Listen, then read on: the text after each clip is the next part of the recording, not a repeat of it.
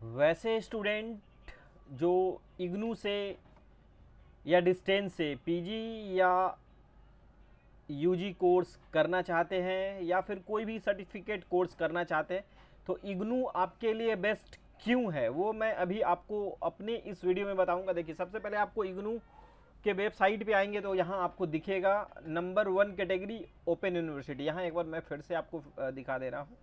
देखिए, यहाँ पे वेबसाइट पे दिया हुआ है रैंक 1 इन ओपन कैटेगरी। ये Indira Gandhi national open university, जो इसका मेन जो ऑफिस है वो दिल्ली में, पटना में रीजनल जो ऑफिस है। और आप एडमिशन अगर इसमें लेना चाहते हैं तो इसका नोटिफिकेशन जारी कर दिया गया है।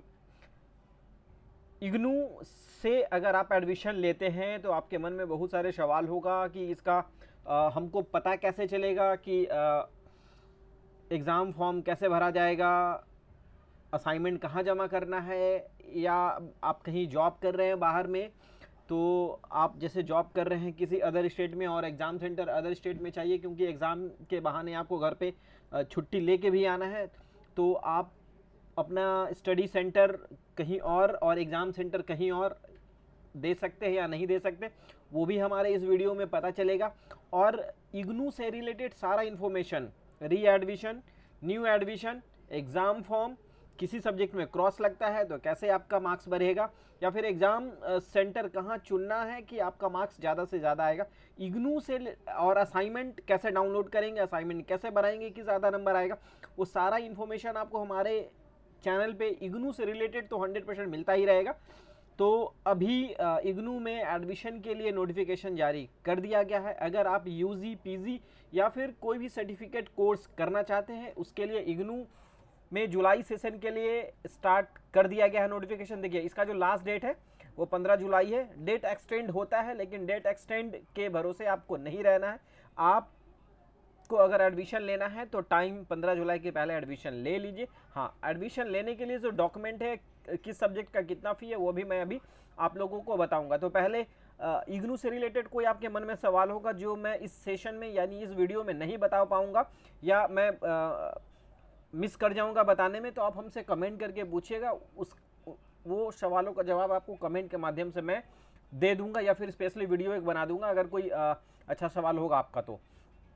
तो इसका लास्ट डेट मैंने बता दिया। डॉक्यूमेंट्स क्या क्या लगता है फॉर्म भरने में वो भी मैं बता देता हूँ। आधार कार्ड लगेगा। आधार कार्ड इसलिए लगेगा क्योंकि डीजी लॉकर से आपका एबीसी कार्ड जनरेट करना होता है। एबीसी आईडी बनने के बाद आपको डीईबी आईडी कार्ड भी जनरेट करना होता है। सारा प्रोसीजर आपको हमारे दूसरे वीडियो में देखने को मिल जाएगा कि इग्नू में एडमिशन आप खुद से कैसे लेंगे।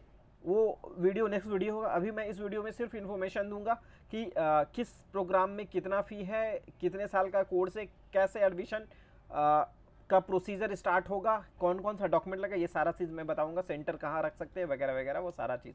तो सिंपली इग्नू का जो वेबसाइट है आप गूगल पर टाइप करेंगे ignu.ac.in, यहाँ स्टूडेंट सर्विसेज में आएंगे, एडमिशन वाले सेक्शन में जाएंगे तो आप इस पेज पे आ जाएंगे। इस पेज पे जैसे ही आते हैं यहाँ पे प्रोग्राम इन्फॉर्मेशन है।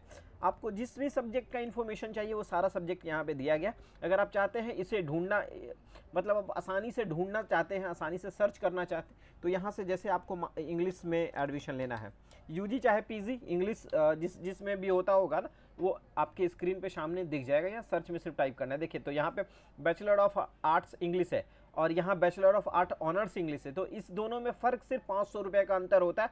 तो मैं तो बोलूँगा वैसा स्टूडेंट जो बैचलर ग्रेजुएशन इंग्लिश से करना चाहते हैं तो बैचलर ऑफ आर्ट इंग्लिश वाला आप मत चूज़ कीजिएगा। जब भी चूज़ कीजिएगा बैचलर ऑफ आर्ट्स ऑनर्स वाला चूज़ कीजिएगा। इस बात को ध्यान रखिएगा क्योंकि आपका ऑनर्स डिग्री हो जाता है, ये नॉर्मल कोर्स है। आपको लगेगा कि इन दोनों में फ़र्क क्या है, फ़र्क कुछ नहीं है, बस ऑनर्स का फ़र्क है। बहुत सारा वैकेंसी जैसे आता है तो उसमें लिखा हुआ रहता है स्पेशली सब्जेक्ट्स, इस सब्जेक्ट से ऑनर्स होना चाहिए। तो यहाँ पे ये आपका जो बैचलर ऑफ आर्ट्स ऑनर्स है ये आपका वर्क कर जाएगा, और यहाँ पे बैचलर ऑफ आर्ट इंग्लिश ये वाला वर्क वहाँ पे नहीं करेगा, यानी वहाँ पे वो सर्टिफिकेट आपका ये काम नहीं आएगा।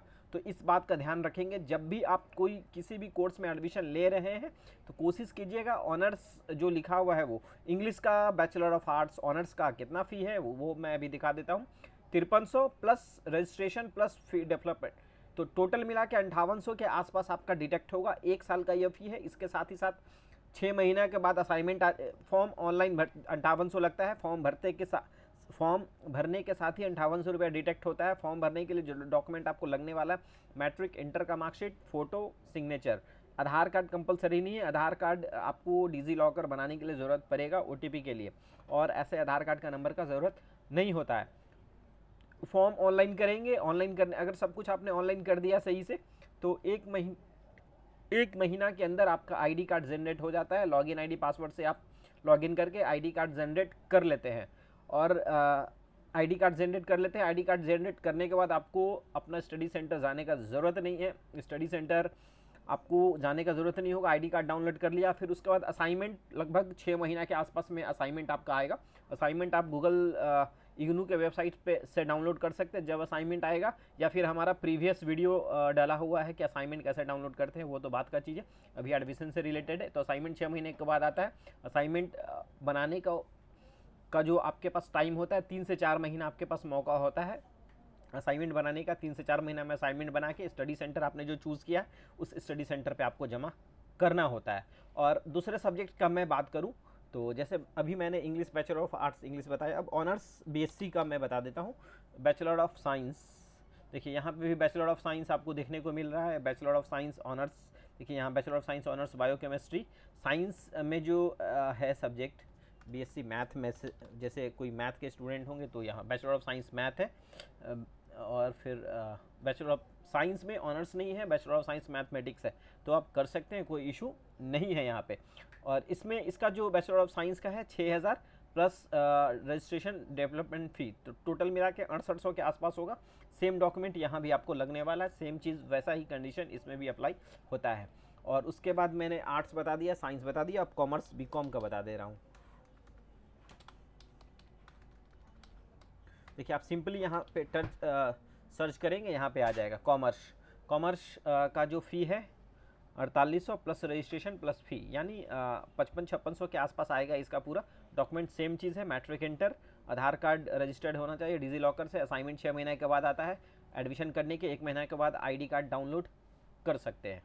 और स्टडी सेंटर आप जहाँ चूज़ करेंगे वहीं आपको असाइनमेंट जमा करना होता है। एग्ज़ाम सेंटर आप कहीं भी चूज़ करते हैं, 3 साल अगर आप अलग अलग सेंटर अलग अलग ईयर में चूज़ कर सकते हैं। ज़रूरी नहीं है कि 1 साल में आपने पटना सेंटर चूज़ किया तो दूसरे साल किसी और स्टेट में भी चूज़ कर सकते हैं।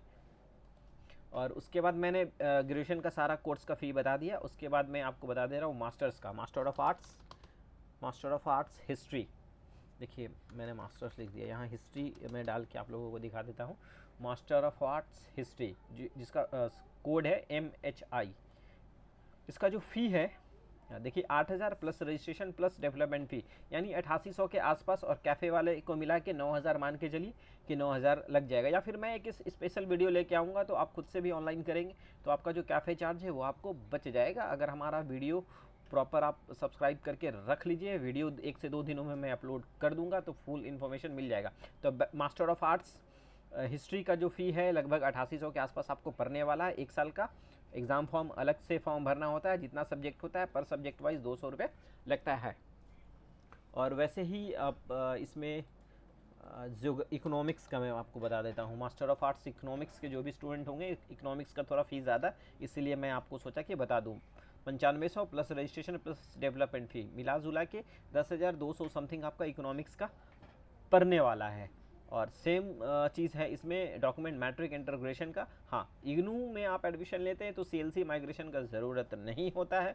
डॉक्यूमेंट आप जो भी अपलोड करेंगे बिल्कुल ओरिजिनल अपलोड करेंगे। जीरोक्स कॉपी अपलोड करते हैं तो मे भी हो सकता है कि आपके पास मैसेज दोबारा आ जाए अपलोड करने का, तो आप कोशिश कीजिएगा कि आप ओरिजिनल डॉक्यूमेंट ही अपलोड करें। मैंने मास्टर ऑफ आर्ट्स का इकोनॉमिक्स का बता दिया। अब मैं बता देता हूँ साइंस हो गया, ज्योग्राफी, शायद इस बार ज्योग्राफी ऐड हुआ है। मास्टर ऑफ साइंस में ज्योग्राफी आता है, कोई इशू नहीं है। अगर आर्ट्स से आपने ज्योग्राफी किया और यहाँ मास्टर ऑफ साइंस से दिख रहा है, कोई इशू नहीं है, सेम ही है। तो यहाँ पे मैंने इस पर टिक किया।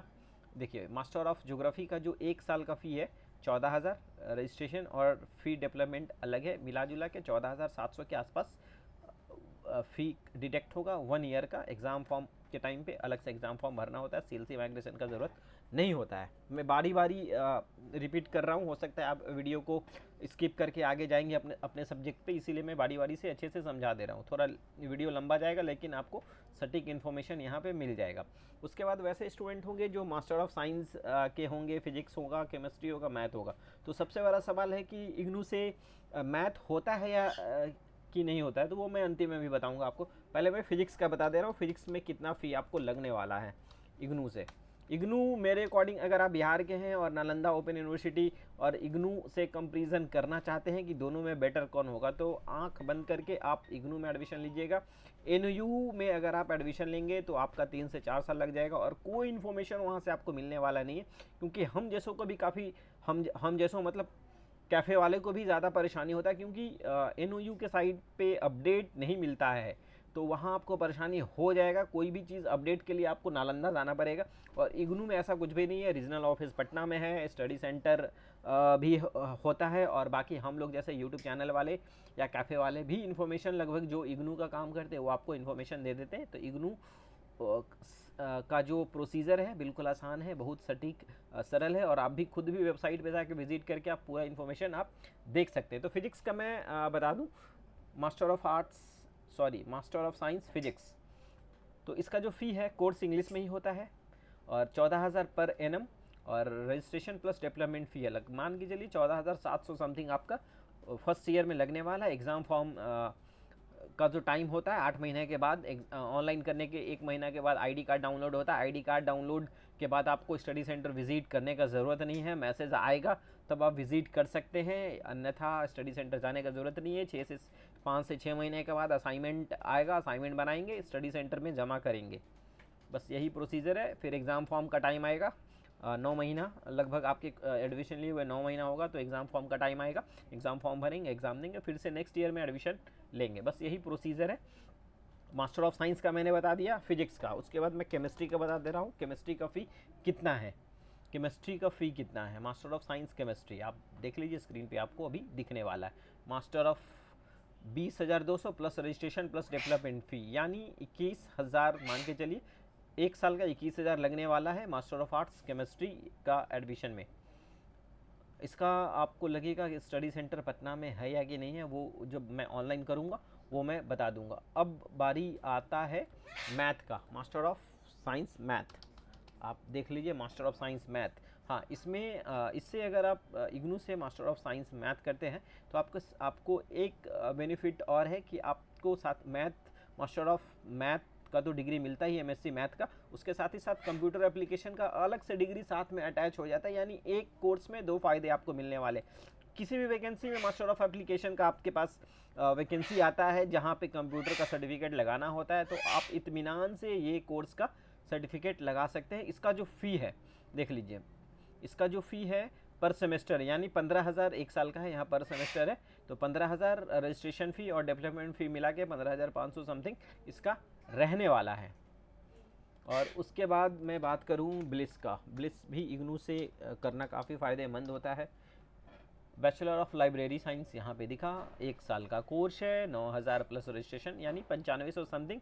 ये जो कोर्स है आपको सिर्फ इंग्लिश में होगा। ब्लिस, इसका स्टडी सेंटर पटना में है, Patna N college, BN college, TPS college, ये सब है जहाँ आप ब्लिस में एडमिशन लेके स्टडी सेंटर असाइनमेंट जमा कर सकते हैं, कोई इशू नहीं है। सारा इन्फॉर्मेशन आपको हमारे चैनल पे, हमारे कैफ़े पे और हमसे आपको हमेशा मिलता रहेगा इग्नू से रिलेटेड।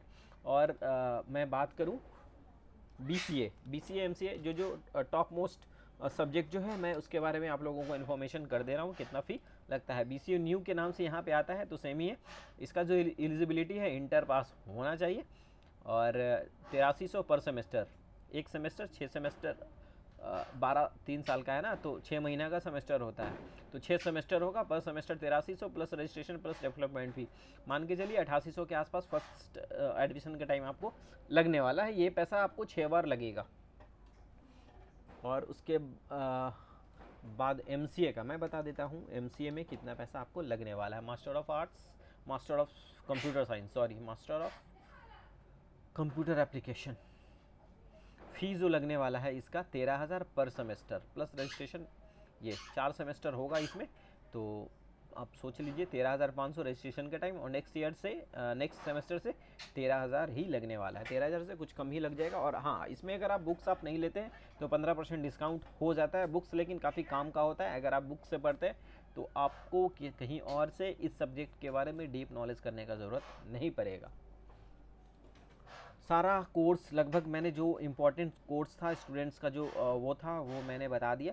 और अगर आपको लगता है कि कोई सब्जेक्ट मैंने जो आपके पसंद का कोई सब्जेक्ट होगा, सर्टिफिकेट कोर्स यहाँ पे बहुत सारा ऐसा कोर्स है, जॉब ओरिएंटेड कोर्स है, जिसको आप करने के बाद आपको 100% जॉब लग जाएगा। जैसे एसएससी फेज 13 14 ऐसे जो वैकेंसी आता है उसमें बहुत सारा ऐसा कोर्स डिमांड होता है, जो यहाँ इग्नू वाला सर्टिफिकेट कोर्स आपको वहाँ पे मैच कर जाता है। ये कोर्स करेंगे अगर आपका एज 25-26 साल है और ये कोर्स कर लेंगे 6 महीना 1 साल वाला, तो आने वाले वैकेंसीज नेक्स्ट ईयर में आप एलिजिबल हो जाएंगे। और एक एग्ज़ाम होता है और आपका किस्मत का ताला खुल सकता है।